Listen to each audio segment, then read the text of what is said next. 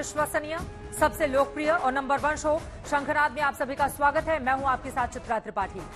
प्रवर्तन निदेशालय इन दिनों छापेमारी का उत्सव मना रही है। जितने एक्शन में इस वक्त ईडी है, उतने एक्शन में उसे पहले कभी नहीं देखा गया। और ईडी एक्शन में इसलिए कहीं नोटों की पहाड़ पकड़े जा रहे हैं, कहीं घोटालों की चौल ढहती जा रही है। बड़े मंत्री, सांसद, नेता और विधायक जेल जा रहे हैं। कार्रवाई दिल्ली से महाराष्ट्र, महाराष्ट्र से बंगाल और बंगाल से झारखंड तक हो रही है। अब नेशनल हेराल्ड केस में भी छापेमारियां शुरू हुई हैं। इसीलिए हमने लिखा है, हर शाख पे पार्थ बैठा है। यह रिपोर्ट देखिए।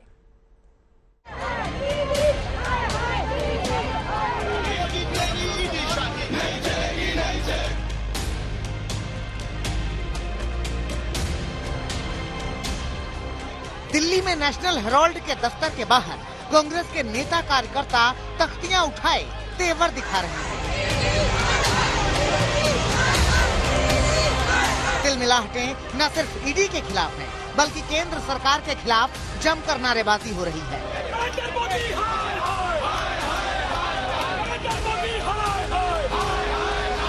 आप देखिए, ये हेराल्ड हाउस के हम लोग ठीक मेन गेट पे मौजूद हैं, जहां पे तमाम जो महिला कार्यकर्ता हैं वो अंदर घुसने की कोशिश कर रही हैं और उन्हें पुलिस यहां पर किसी भी तरीके से अंदर जाने से रोक रही है। आप देखिए किस तरीके की यहां पर धक्का मुक्की की जा रही है।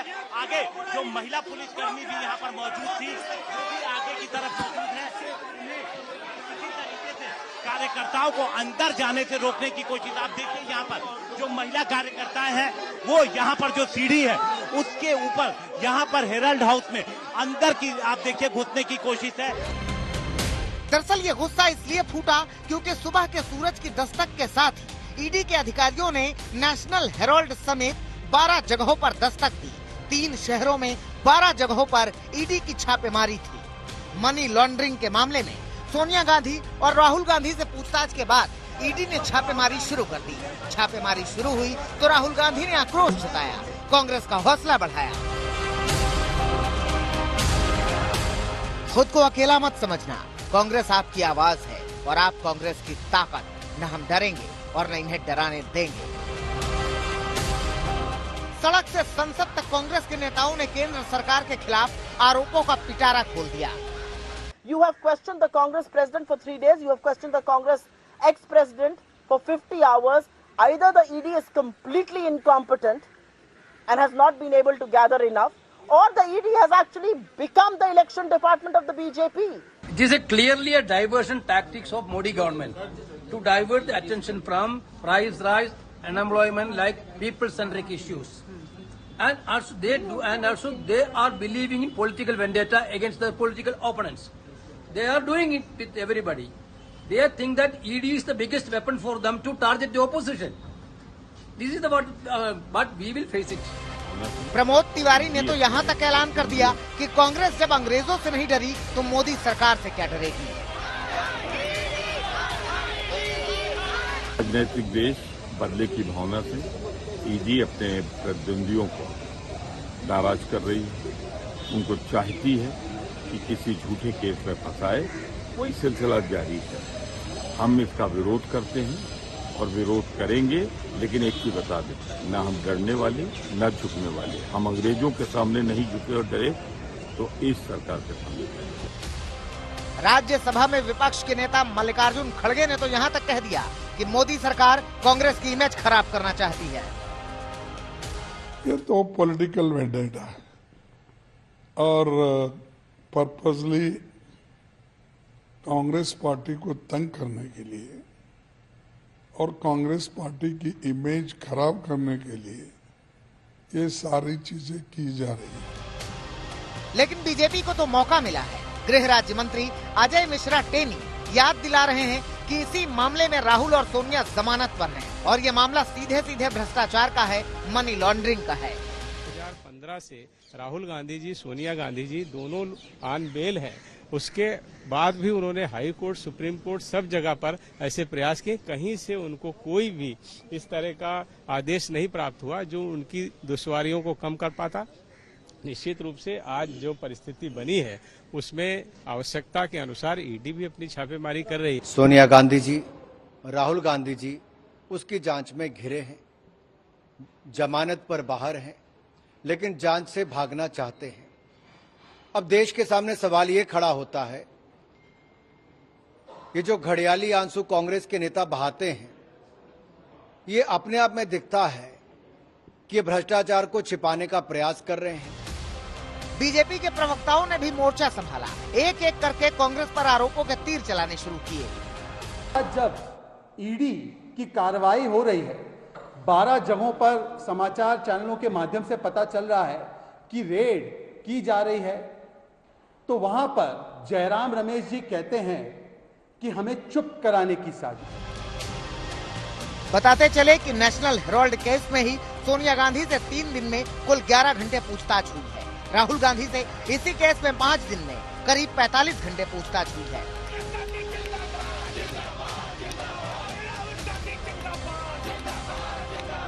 ईडी अब कुछ ठोस सबूत जुटाने में लगी है, लेकिन कांग्रेस इस छापेमारी के खिलाफ तन कर खड़ी है। मानकर चलिए कि ये लड़ाई आगे और चलेगी। दिल्ली से सुप्रिया भारद्वाज और हिमांशु मिश्रा के साथ आज तक ब्यूरो।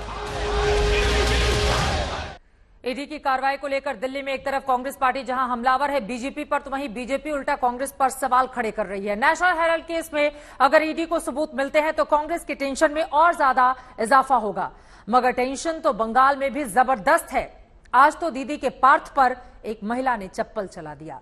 महिला ने चप्पल तब चलाया जब पार्थ जांच के लिए अस्पताल लेकर जाए जा रहे थे।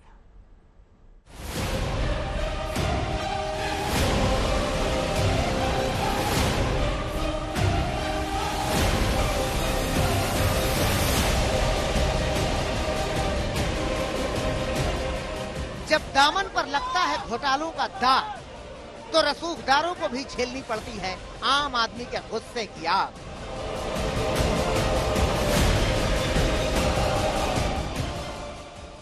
कभी सरकार के सबसे खास रहे शख्स की बेइज्जती की जाती है, सरेआम यूं पार्थ चटर्जी पर चप्पल फेंकी जाती है। ईडी की टीम पार्थ चटर्जी का मेडिकल कराने अस्पताल पहुंची थी। रोजाना की तरह यहाँ पहले से ही लोगों की भीड़ जमा थी। इस बीच भीड़ में शामिल एक महिला का गुस्सा भड़क गया। पार्थ चटर्जी की ओर उसने चप्पल फेंक दिया।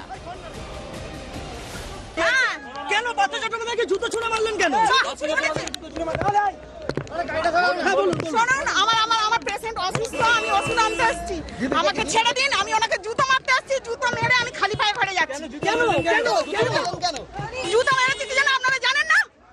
জনসাধারণের কত গরিব মানুষের টাকা নিয়ে কোটি কোটি টাকা ফ্ল্যাট কিনে রেখে দিয়েছেন, আবার বলেন কেন ওনাকে এসি গাড়ি চড়িয়ে ওনাকে গলায় দড়ি দিয়ে টানতে টানতে নিয়ে আসবেন, এসি গাড়ি চড়িয়ে হুইল চেয়ারে। लोगों का ये गुस्सा भ्रष्टाचार के नोटों के अंबार है, घोटाले के काले कारोबार है। यही वजह है कि इस केस की हर एक कड़ियां ईडी की रडार पर हैं।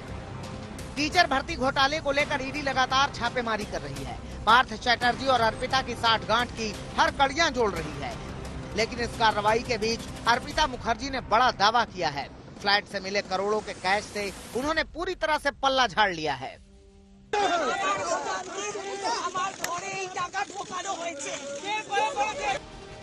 पार्थ चटर्जी भी बार बार एक ही बात दोहरा रहे हैं, ईडी की कार्रवाई के पीछे बड़ी साजिश बता रहे हैं। लेकिन बीजेपी इन दावों को पूरी तरह से झुठला रही है। करप्शन के इस खेल में टीएमसी की मिली भगत बता रही है। ये पूरा रुपया तृणमूल का है और बुआ भातीजा का है। लेकिन आगे क्या इसकी जो जांच है, जांच एजेंसी बताएगा। ये मनी ट्रेल का सवाल है, इसमें ईडी का पास एक्ट है, इम्प्लीमेंट होना चाहिए। किंग पिन से लेकर जो गांव से जो रुपया कलेक्ट किया कलेक्टर, उसका खिलाफ भी सेम एक्शन पीएमएलए के अंदर होना चाहिए। ईडी की कार्रवाई के बीच दिल्ली में शुभेंदु अधिकारी ने गृह मंत्री अमित शाह से मुलाकात की। भ्रष्टाचार के आरोपों को लेकर टीएमसी के 100 नेताओं की लिस्ट गृह मंत्री को सौंप दी। और ये रैकेट है, इसमें टीएमसी का 100 से भी ज्यादा लीडर लोग का इन्वॉल्वमेंट है, इसको जड़ से उखाड़ना पड़ेगा। ये मेरा रिक्वेस्ट था ऑनरेबल एचएम के पास। अब तक ईडी ने अर्पिता के घर से 50 करोड़ बरामद किए हैं, लेकिन अभी ये खुलासा नहीं हुआ है कितने रुपए आए कहां से और इसे कहां खपाना था। घोटाले का पैसा किन किन लोगों तक पहुंचाना था। ईडी अब इन सवालों का जवाब ढूंढ रही है तो बीजेपी इन पैसों को सीधे टीएमसी से जोड़ रही है। देखिए, टीएमसी शुरू से ही झूठ बोल रही है। वो पॉलिटिकल पर्सनालिटी थी और टीएमसी की प्रचार में, स्पेशली पार्थो चट्टोपाध्याय का जो एरिया है, जो असेंबली है, उसके प्रचार में वो रहती थी। जो प्रोग्राम होते थे कोलकाता में, उसमें वो रहती थी। अभी तक की जांच में ईडी को पार्थ चटर्जी और अर्पिता मुखर्जी की सांठगांठ के सीधे लिंक भी मिले हैं, लेकिन रुपयों के जखीरे से दोनों दूरी बना रहे हैं। अब ईडी की जांच ही बताएगी कि रुपए के तार कहां-कहां तक जाते हैं। दिल्ली से अशोक सिंघल के साथ ऋतिक मंडल, कोलकाता, आज तक। इधर शिवसेना सांसद संजय राउत की गिरफ्तारी को लेकर संसद में जोरदार हंगामा हुआ। शिवसेना केंद्र पर जांच एजेंसियों के दुरुपयोग का आरोप लगा रही है। वहीं बीजेपी ईडी की कार्रवाई को राउत के भ्रष्टाचार से जुड़ा हुआ बता रही है। इन सब के बीच ईडी 1000 करोड़ से ज्यादा के इस घोटाले के तार जोड़ने के लिए लगातार कर रही है छापेमारी।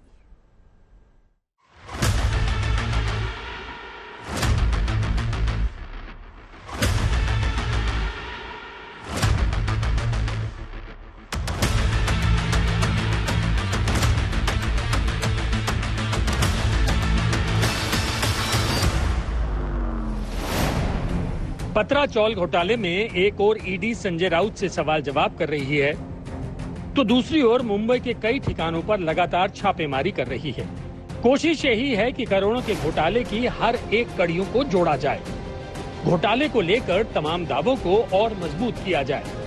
लेकिन संजय राउत की रिमांड को लेकर शिवसेना नेता लगातार सवाल उठा रहे हैं, घोटाले के आरोपों को पूरी तरह से गलत बता रहे हैं। आरोप लगाने में क्या है? आरोप जब होता है जब उसके प्रूफ मिला जाता है, और संजय राउत को जो आरोप लगा रहे हैं वो पॉलिटिकल आरोप है, पॉलिटिकल आरोप है। संजय राउत का आवाज दबाना है, माननीय उद्धव साहब को अकेला गिराना है, इसीलिए ये सब आरोप है, इसलिए उनको अरेस्ट। संजय राउत की गिरफ्तारी को लेकर राज्यसभा में भी जोरदार हंगामा हुआ। शिवसेना सांसदों ने सरकार पर जांच एजेंसियों के बेजा इस्तेमाल का आरोप लगाया। संजय राउत पर ईडी के एक्शन को गलत बताया। सारे विपक्षी नेता जानते हैं किस तरीके से ईडी का इस्तेमाल हो रहा है। ईडी को एक extended department of Bharatiya Janata party बना दिया है। जो भी विरोधी पक्ष के लोग सत्ता पक्ष में जुड़ जाते हैं, उनके ऊपर ईडी केसेस बंद हो जाते हैं, उन पर कार्रवाई खत्म हो जाती है। आप हेमंत बिस्व शर्मा को देख लीजिए, शुभेंदु अधिकारी को देख लीजिए, महाराष्ट्र में हाल ही में एकनाथ शिंदे जी के गुट में जो लोग गए हैं उनके केसेस देख लीजिए। लाखों करोड़ों के वादे, भ्रष्टाचार का आरोप लगाया था। किरीट सोमैया रोज रात को आकर वीडियो बनाते थे, रोज सवेरे भोपू की तरह बोलते थे। उनके सारे जो जिन के ऊपर उन्होंने आरोप लगाया है सब अब भारतीय जनता पार्टी में है। जो 1040 करोड़ था ये बटा 100 करोड़ रुपए प्रवीण राउत जी के पास है। प्रवीण राउत जी ने भी 100 करोड़ रुपए इसमें से आगे भेजे, अपने रिश्तेदारों को दिए, अपने मित्रों को दिए, जिनसे सहायता मिली होगी उनको दिया। उसमें से जो एलिगेशन है, जो आप देख सकते हैं, मीडिया भी दिखा रही है, इसमें से एक बड़ा रकम संजय राउत जी के अकाउंट में भी गया है। यह भी खुलासा मीडिया ने किया है, यह भी एलिगेशन है, यह भी मामला कोर्ट में गया हुआ है। संजय राउत लगातार खुद को बेकसूर बता रहे हैं। हालांकि जांच एजेंसी पुख्ता सबूतों के आधार पर ही कार्रवाई की बात कह रही है। दावा है कि 2009 में गुरु आशीष कंपनी के डायरेक्टर और संजय राउत के दोस्त ने वर्षा राउत को 55 लाख रुपए दिए, जो संजय राउत की पत्नी है। साल 2011 में संजय राउत और उनकी पत्नी वर्षा ने प्रवीण राउत की कंपनी में 29,50,000 का निवेश किया। एक महीने के अंदर संजय और उनकी पत्नी को 29,50,000 के निवेश के बदले 37,50,000 रुपए का मुनाफा दिया गया। संजय राउत की पत्नी वर्षा ने प्रवीण राउत के प्रोजेक्ट में सिर्फ 5,625 रुपए का निवेश किया, जिसके बदले में उन्हें 13,94,375 रुपए मिले। ये तो बात हुई सबूत की। अब तक की जांच के बाद राउत के खिलाफ ईडी की चार्जशीट के बारे में बताते हैं, यानी जो आरोप लगे हैं। प्रवीण राउत को पतरा चावल घोटाले से 112 करोड़ रुपए की कमाई हुई, यानी शुद्ध लाभ। राउत की मदद से प्रवीण की कंपनी को महाड़ा से प्रोजेक्ट का अप्रूवल मिला और दूसरा, संजय राउत ने सियासी धौंस जमाकर जमीन पर मौजूद किराएदारों को भगाया। ईडी का आरोप है कि पूरे घोटाले में संजय राउत, प्रवीण राउत, राकेश वधावन, सारंग वधावन ने पूरी प्लानिंग के साथ घोटाले को अंजाम दिया। अगर पूरे स्कैम को देखें तो इसमें कई किरदार हैं। पतरा चौल घोटाले में सबसे बड़े किरदार संजय राउत हैं। आरोप के मुताबिक मदद के बदले उन्हें प्लॉट और पैसा मिला। दूसरा किरदार है प्रवीण राउत, जो संजय राउत का काफी करीबी है। गुरु आशीष कंस्ट्रक्शन कंपनी का डायरेक्टर है। आरोप है कि हेराफेरी का पूरा खेल प्रवीण राउत ने संजय राउत के साथ मिलकर किया। तीसरा किरदार है वधावन ब्रदर्स, जो SDIL के मालिक हैं। आरोप के मुताबिक गैर कानूनी मुनाफे के पार्टनर हैं। चौथा किरदार स्वप्ना पाटकर, जो ईडी की गवाह हैं और संजय राउत की बेनामी प्रॉपर्टी की मालकिन। इन्हीं आधार पर ईडी पूरी कार्रवाई कर रही है और बीजेपी से भ्रष्टाचार के खिलाफ एक्शन बता रही है। देखिए, BJP versus 1, BJP versus 2, BJP versus all नहीं, ये बीजेपी वर्सेस करप्शन है। जो भी करप्शन करता है आज उनका पर्दाफाश हो रहा है और भारतीय जनता पार्टी भ्रष्टाचार के खिलाफ है, करप्शन के खिलाफ है।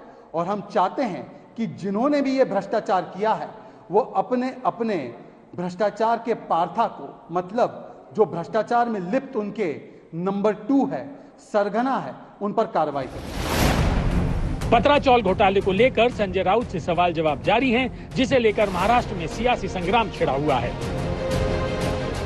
दिल्ली से मुनीश पांडे के साथ मुंबई से दिवेश सिंह, आज तक। आगे बढ़ते हुए एक और बड़ी खबर, अलकायदा चीफ अल जवाहिरी को ढेर किया गया, लेकिन सियासत हिंदुस्तान में तेज हो गई है। बीजेपी सांसद रवि किशन ने भारत के अंदर अल जवाहिरी की सोच रखने वालों को मारने की बात कही तो विपक्ष हमलावर हो गया।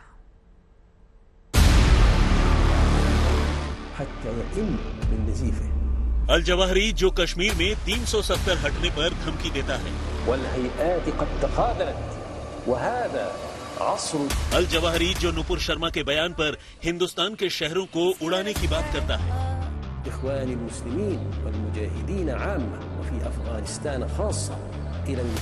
अल जवाहिरी जो कर्नाटक हिजाब विवाद पर वीडियो जारी करता है।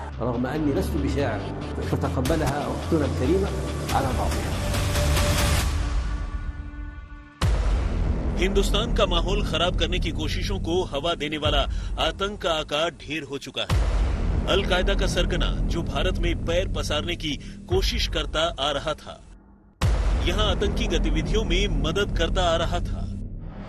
उसी अल जवाहिरी का मारा जाना भारत के लिए भी अच्छी खबर है।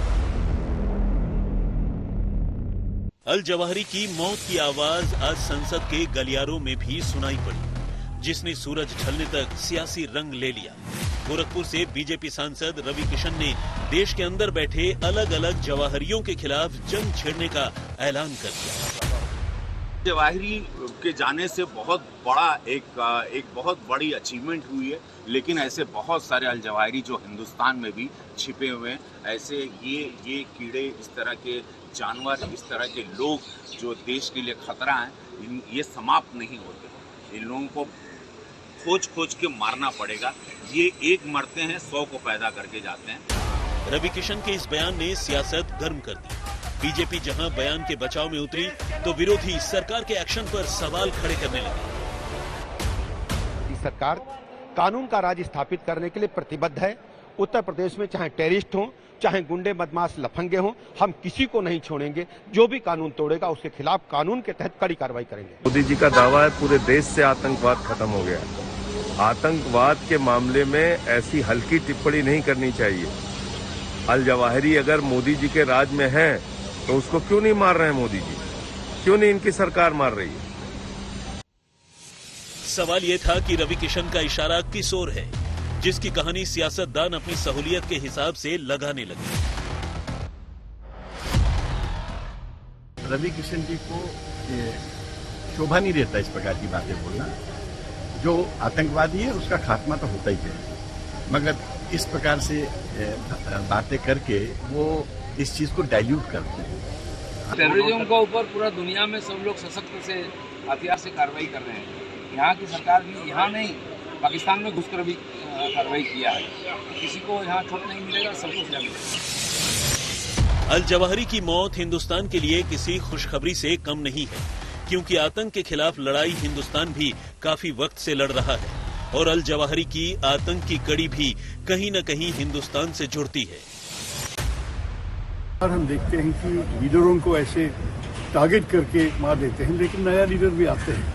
ये कई सर का ये कई सिर का एक मॉन्स्टर है कि जब एक का सिर को आप काटा तो दूसरा सिर भी आएगा, इसलिए इतना जल्दी अब आराम करने का वक्त आया नहीं। लेकिन वैसे तो खबर अच्छी है। 21वीं सदी में इस तरह की आतंकवाद, दहशतगर्द विचारधारा के लोग, उनका कोई स्थान नहीं है। और एक और उदाहरण है कि कितने दिन आप खैर मनाएंगे, कभी ना कभी अगर आप इस रास्ते पे चलेंगे तो आपको। और इसमें एक चीज़ और है, पूरी दुनिया के तमाम प्रजातांत्रिक देश एकजुटता से इस संकल्प की तरफ बढ़ रहे हैं कि इस सदी में आतंकवाद का कोई स्थान नहीं, ना आतंकवादियों का कोई स्थान। सवाल वही, क्या एक अल जवाहिरी के मारे जाने से आतंक का खात्मा हो जाएगा? क्योंकि ओसामा के मरने के बाद भी अल कायदा खत्म नहीं हुआ, और इस मौत के बाद क्या अल कायदा का नामो निशान मिट जाएगा? मौसमी सिंह के साथ जितेंद्र बहादुर सिंह, दिल्ली, आज तक। अब आपको एक हंगामाखेज खबर दिखाते हैं। दरअसल हुआ यूं कि कानपुर के सीसामऊ में एक स्कूल में पढ़ने वाले हिंदू बच्चों को कलमा पढ़ाने का आरोप लगा है। आरोप है कि स्कूल में बच्चों को दुआएं पढ़ाई जाती हैं। इसी आरोप पर जमकर हंगामा हुआ, मगर हंगामा हुआ तो स्कूल की ओर से भी अपना पक्ष रखा गया। क्या है ये पूरा का पूरा मामला, इस रिपोर्ट में देखिए।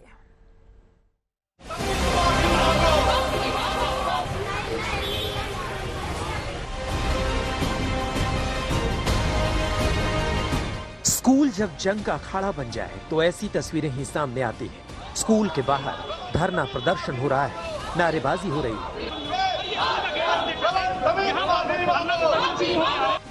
ये कानपुर में सीसामऊ क्षेत्र में बना स्कूल है। इस स्कूल में हर धर्म के बच्चे पढ़ते हैं और हर धर्म के शिक्षक पढ़ाते हैं।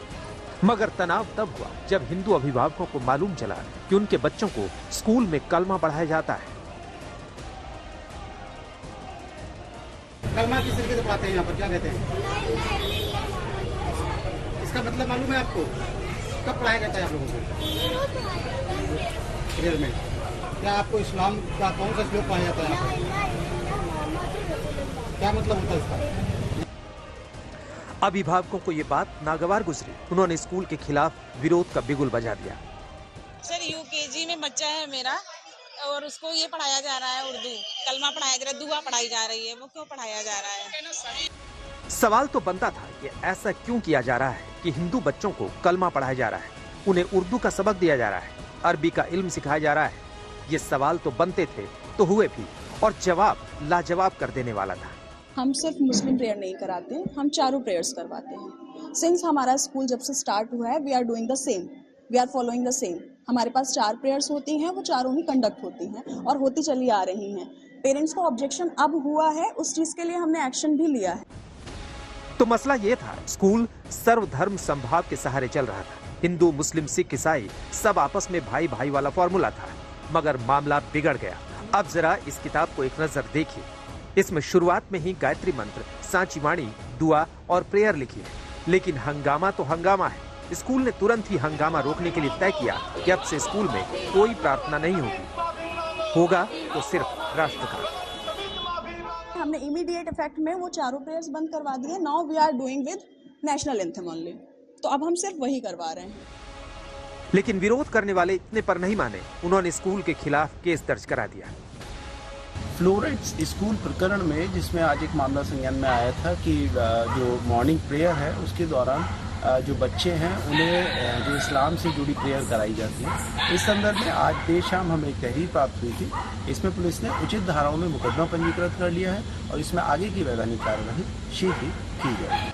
अब पुलिस उचित कार्रवाई करने की तैयारी में है और स्कूल प्रशासन इस तनाव में कि अब पता नहीं आगे क्या होगा। रंजन सिंह, कानपुर, आज तक। इसी खबर के साथ शंखनाद में आज के लिए बस इतना ही।